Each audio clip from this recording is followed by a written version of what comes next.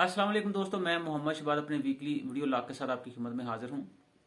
मेरी आप दोस्तों से दरखास्त है कि जिन दोस्तों ने अभी तक मेरे चैनल को सब्सक्राइब नहीं किया, प्लीज सब्सक्राइब करें, लाइक करें, दोस्तों में शेयर करें।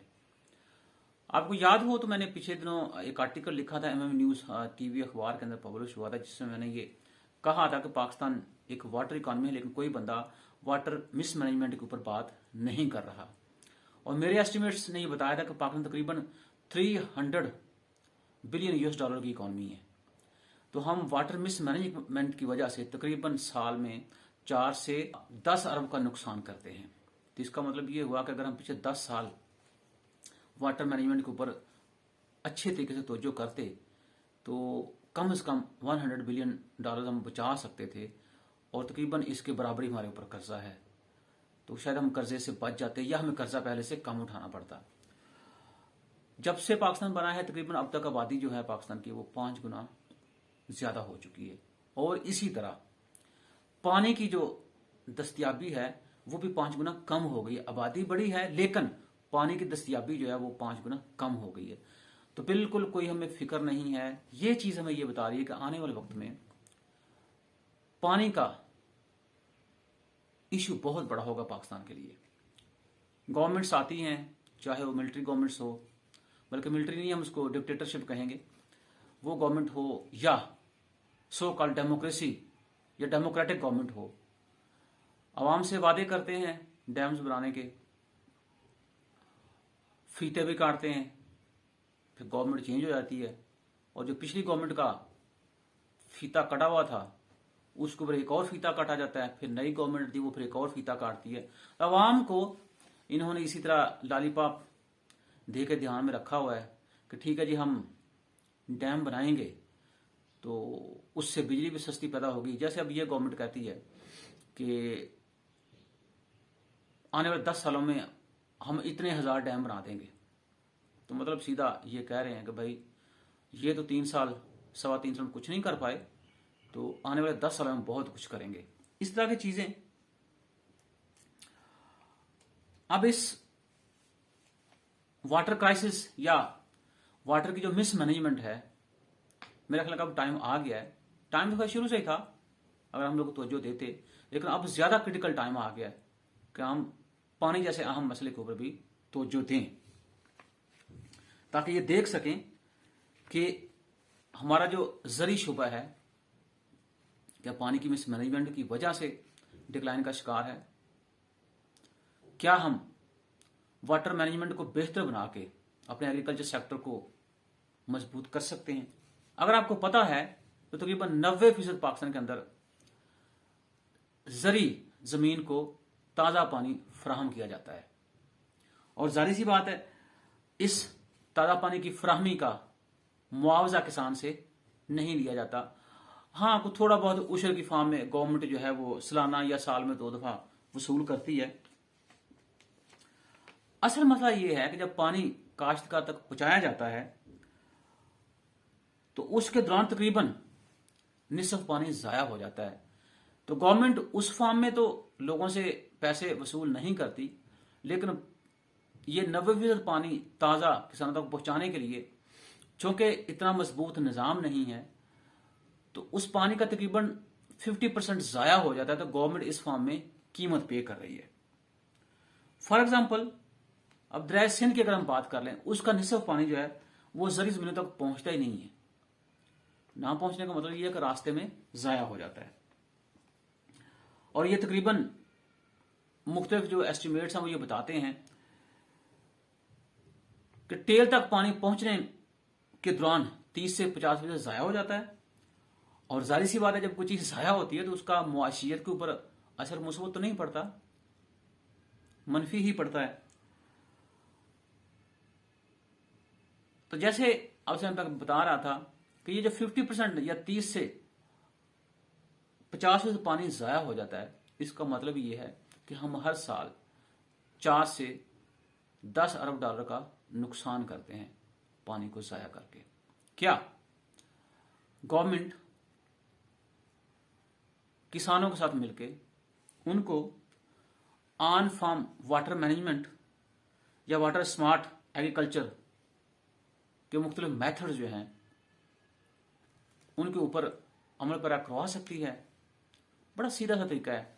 गवर्नमेंट कुछ करोड़ रुपया खर्च करके किसानों को टेक्निकली एजुकेट किया जाए, ऑन फार्म वाटर मैनेजमेंट के कोर्सेज करवाए जाएं और इस इशू को अर्जेंट बेसिस के ऊपर लेके चलना चाहिए, ताकि जो नुकसान हमारे हाथों से हो रहा है हमारी कम अकली की वजह से या लैक ऑफ गवर्नेंस की वजह से या वाटर मिसमैनेजमेंट की वजह से, उसको हम बचा सकें और यही बचाया हुआ पैसा हम इकोनॉमी के दूसरे सेक्टर जो है वहां लगा के इकोनॉमी को मजबूत कर सकते हैं। तो इसका सीधा मतलब ये हुआ कि water on farm water management या वाटर स्मार्ट एग्रीकल्चर मेथड्स के ऊपर सरमायाकारी करने की जरूरत है। करोड़ों में सरमायाकारी करके अब अरबों में पैसा बचा सकते हैं। और ये भी जारी सी बात है, गवर्नमेंट की ही जिम्मेदारी है। और ये एक बड़ा अहम अंसर है जो मैं समझता हूं कि हमारी जो फी एकड़ पैदावार है उसमें कमी का एक ये भी रीजन है। जो पिछले एक वीक से बात चल रही है कि पाकिस्तान में मिनी बजट आ रहा है, क्योंकि आपने बहुत सारी IMF की सख्त शराइत मानी है और जाहिर सी बात है उसका खमियाजा लोगों को ही भुगतना पड़ेगा। कभी ऐसा नहीं हुआ कि हुकाम बाला जो है उनका खमियाजा भुगतें। सबसे पहली बात तो यह है कि अभी जो मौजूदा मॉनेटरी पॉलिसी का ऐलान हुआ है उसमें शरह सूद के अंदर 1% इजाफा कर दिया गया है और इन्फ्लेशन टारगेट जो पहले 7 से 9% था उसको बढ़ाकर 11% कर दिया गया। तो जब गवर्नमेंट या गवर्नमेंट के अदारे इन्फ्लेशन को खुद टारगेट 11% कर रहे हैं तो आप खुद समझ सकते हैं आने वाले दिनों में कितना इन्फ्लेशन पाकिस्तान के अंदर आएगा। ये इन्फ्लेशन की लहर जो है वो किस कदर आपको मुतासर करेगी। कहने वाले तो ये भी कहते हैं कि ये जो टारगेट सेट किया है स्टेट बैंक ऑफ पाकिस्तान ने, इससे महंगाई का तूफान आएगा मुल्क के अंदर।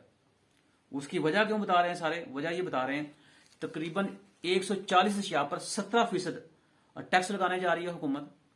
उसमें मोबाइल कॉल्स महंगे होंगे और भी बहुत सारी चीजें महंगी होंगी, खाली मोबाइल तो इस्तेमाल नहीं कर रहा ना आम आदमी। और ये भी है कि इसके अंदर जो 41 अरब की सब्सिडी दी जा रही है, लेकिन साथ साथ 400 अरब की टैक्स मराहत वापस ली जा रही हैं।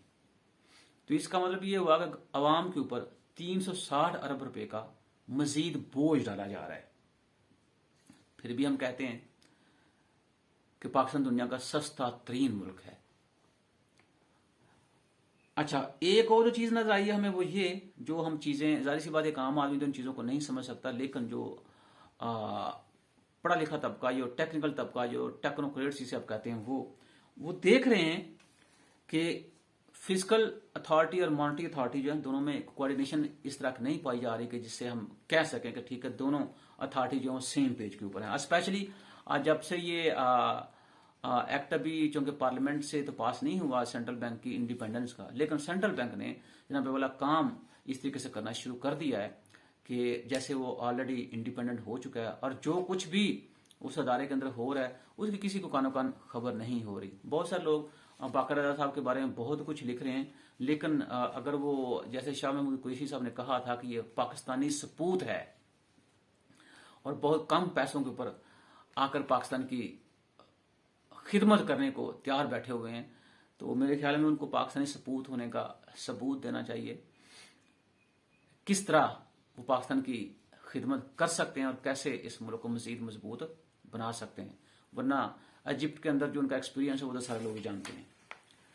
अच्छा, जो आपको मिनी बजट के अंदर 40 अरब की सब्सिडी दी जा रही थी, वो जनाब वाला गवर्नमेंट ने आज बिजली की फी यूनिट 4 रुपए 33 पैसे कीमत बढ़ा के आपसे वसूल कर ली है। तकरीबन इससे 40 अरब का जायद बोझ पड़ेगा सार्फिन के ऊपर। तो देखें, जो 40 अरब की सब्सिडी दी जा रही थी आपको, वो वापस भी ली जा रही है। मतलब इस हाथ दिखाते हैं और इस हाथ आपको मारते हैं। तो यही आजकल चल रहा है और ये भी मैं समझता हूं कि मैनिपुलेशन की एक नई किस्म जो है वो दरियाफ्त हुई है पाकिस्तान के अंदर कि इस हाथ दिखाओ और उस हाथ से वापस ले लो। अब दो तीन चीजें हैं जो मेरे नजदीक इन्फ्लेशन का बायस बन रही हैं। कुछ लोग कह रहे हैं जी कास्ट पुश इन्फ्लेशन है, कुछ लोग कह रहे हैं जी डिमांड पुल इन्फ्लेशन है, लेकिन सप्लाई साइड जो है उसको लोग भूल जाते हैं।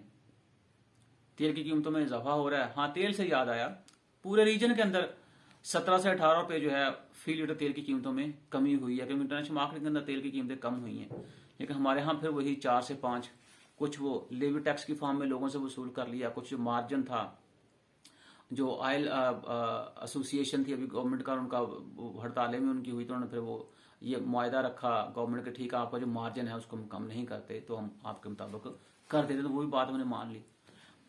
हड़तालें खत्म हुई, लेकिन उसका खमियाजा आवाम को भुगतना पड़ रहा। आपने टैक्स लेवी बढ़ा दी, उसका खमियाजा आवाम को भुगतना पड़ा।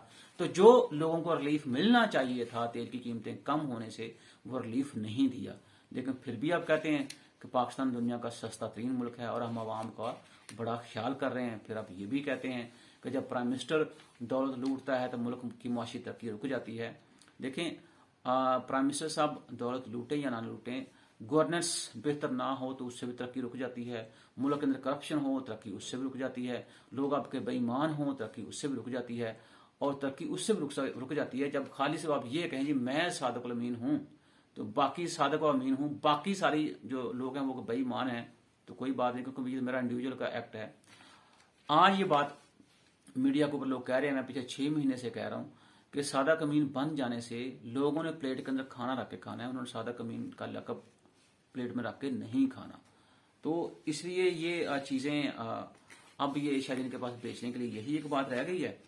इधर जनाब वाला हुकूमत पंजाब जो हैं वो उस्मान बुज़दार साहब कह रहे हैं कि हुकूमती इक़दामात से अशिया ज़रूरिया की कीमतों में कमी वाक़या हो रही है। उधर मिनी बजट के अंदर 140 अशिया के ऊपर 17% टैक्स लगाया जा रहा है। अब पता नहीं शायद ये पंजाब हुकूमत ये किस बेस पे ये बात कर रही है। और आज एक बड़ी अच्छी बात जो मैं वो टीवी के ऊपर देख रहा था कि फैसल वाडा साहब किसी एक टीवी प्रोग्राम के अंदर बात कर रहे थे कि काम हमने बहुत सारे अच्छे किए हैं, लेकिन हमारी मार्केटिंग जो है वो कमज़ोर है।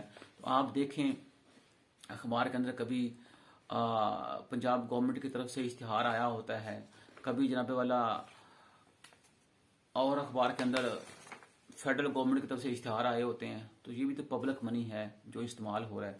आपने कहा जी हमने एहसास राशन प्रोग्राम शुरू किया, हमने एहसास पनाहगाहें शुरू की, हमने जी एहसास नौजवान प्रोग्राम शुरू किया। ये कितना एहसास जनाबे है, ये आपको एक सामने पिक्चर नजर आ रही है कि आज हमारा आलम ये है कि हमारे लोग इस ठंड के अंदर सर्दी में बाहर सो रहे हैं और हम उनको रजाइयाँ फराहम कर रहे हैं। क्या मैं अवाम की तरफ से सवाल पूछ सकता हूँ कि कहाँ गई हैं वह एहसास पनाहगाहें कि जिसके ऊपर हमने बहुत प्रोपेगेंडा भी किया, हमने जहाँ वाला प्रिंट मीडिया, इलेक्ट्रॉनिक मीडिया, हर जगह पे जाके उसको प्रोपोगेट किया। तो क्या उन एहसास पनाहगाहों के अंदर इन गरीब लोगों के लिए जगह कम पड़ गई है या गुर्बत मुल्क के अंदर पहले से ज्यादा बढ़ गई है? इसका जवाब मेरे ख्याल में हमारे हुक्काम बाला को देना चाहिए। और जब इलेक्ट होके आते हैं तो कोई भी हुकूमत वक्त के वजीर से, मिनिस्टर से, प्राइम मिनिस्टर से मेरे जैसा आम बंदा क्वेश्चन कर सकता है कि आपने 3 साल हुकूमत में गुजारे, उन 3 सालों की प्रोडक्टिविटी ये है कि लोग अब सड़कों के ऊपर आना शुरू हो गए हैं और आप उनको सर्दियों के अंदर कंबल या रजाई बांटना शुरू कर दी है। अल्लाह ताला हमें और हमारे हुक्काम वालों को होश के नाखन लेने की तौफीक अता फरमाए।